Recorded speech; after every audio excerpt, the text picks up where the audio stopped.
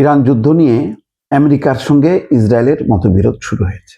খবর প্রকাশ হয়েছে যে ইরান যুদ্ধ নিয়ে নেতানিয়াহুর অতিরিক্ত আত্মবিশ্বাসে হতাশ ভ্যান্স, ফোনে উত্তপ্ত আলোচনা।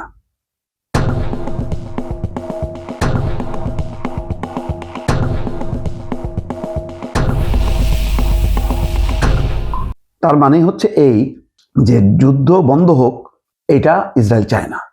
ইসরায়েল চায় ইরান একেবারে পুরোপুরি ধ্বংস করে দিক আমেরিকা, তাহলে সে স্বস্তিতে থাকতে পারবে। এখন সেটা করতে গেলে আমেরিকার যেই বিলিয়ন বিলিয়ন ডলার খরচ হবে, তার যে ক্ষয়ক্ষতি হবে, এবং মধ্যপ্রাচ্যে তার যেই সামরিক ঘাঁটি, 27টা সামরিক ঘাঁটি দিয়ে মধ্যপ্রাচ্যকে যে আগলে রাখা, সেখান থেকে তার যে বাণিজ্যিক সুবিধা, সেগুলো তো রক্ষা করা যাচ্ছে না, কারণ ইরান একের পর এক হামলা করে তাদের ঘাঁটিগুলো তছনছ করে দিচ্ছে। সর্বশেষ সৌদি আরবে বিশাল এক হামলা করছে, যেখানে 200-র উপরে তাদের সৈন্য আহত হয়েছে। তো এইটা যুদ্ধ বেশি দিন কন্টিনিউ করা মানে হলো আমেরিকাকে এটা একদম নাস্তানাবুদ খাইতে হবে। এবং এই ধরনের যুদ্ধে ওই সবগুলো যদি ইরাকের মতন বিবেচনা করা হয়, সেটা ভুল করা হবে। বহু জায়গার থেকে 5 তারিখ গোটাইতে হয়েছে। আফগানিস্তান থেকে 5 তারিখ গোটানোর দিনও তাদের মার্কিন সৈন্য সেই বোমা হামলায় নিহত হয়েছে। অনেক ট্রিলিয়ন ট্রিলিয়ন ডলার খরচ করেও আজকে আফগানিস্তান থেকে শূন্য হাতে তাদেরকে ফিরতে হয়েছে। তো এইসব অভিজ্ঞতার আলোকে এখন যেটা রিপাবলিকানদের এটাও লক্ষ্য হচ্ছে যে যুদ্ধ বাড়তে না দেয়া। চলতি সপ্তাহে যুক্তরাষ্ট্রের ভাইস প্রেসিডেন্ট জেডি ভ্যান্স এবং ইসরায়েলের প্রধানমন্ত্রী বেনিয়ামিন নেতানিয়াহুর মধ্যে টেলিফোনে উত্তপ্ত বাক্য বিনিময় হয়েছে। যুদ্ধ পরিস্থিতি নিয়ে ইসরায়েলি প্রধানমন্ত্রীর অতিরিক্ত আশাবাদী অবস্থানের বিষয়ে দুজনের মধ্যে তর্ক হয়েছে। সংবাদ মাধ্যম এক্সিওসের প্রতিবেদনে এমনটা জানা গেছে।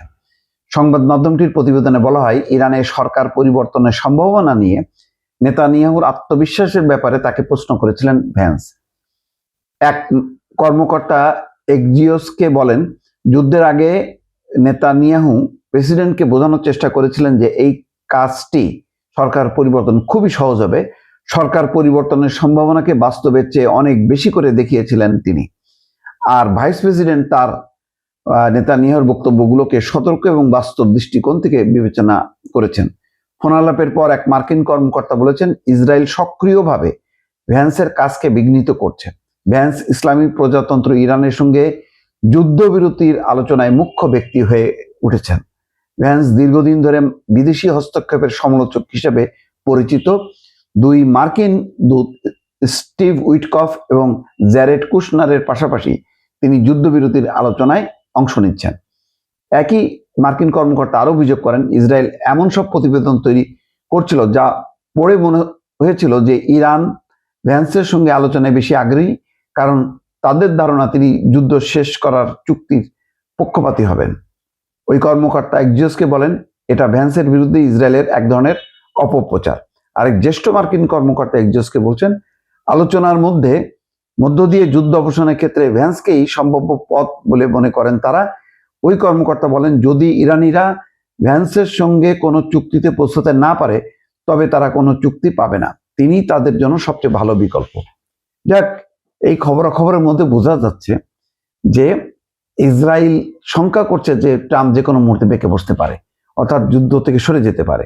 এখন তারা হামলা জোরদার করেছে, আর ইরানও হয়তো সেটা টের পেয়ে ইসরায়েলের উপরে ভয়ঙ্কর হামলা, শুধু ইরান থেকে না, এখন ইরাক, অন্যদিকে ইয়েমেন, অন্যদিকে লেবানন, সব ফ্রন্টের এখন যুদ্ধ শুরু হয়েছে। মোট কথা বলা যায়, এখন যুদ্ধ বন্ধ, বিরতি ছাড়া বিকল্প আর হয়তো কোনো উপায় নেই। দর্শক।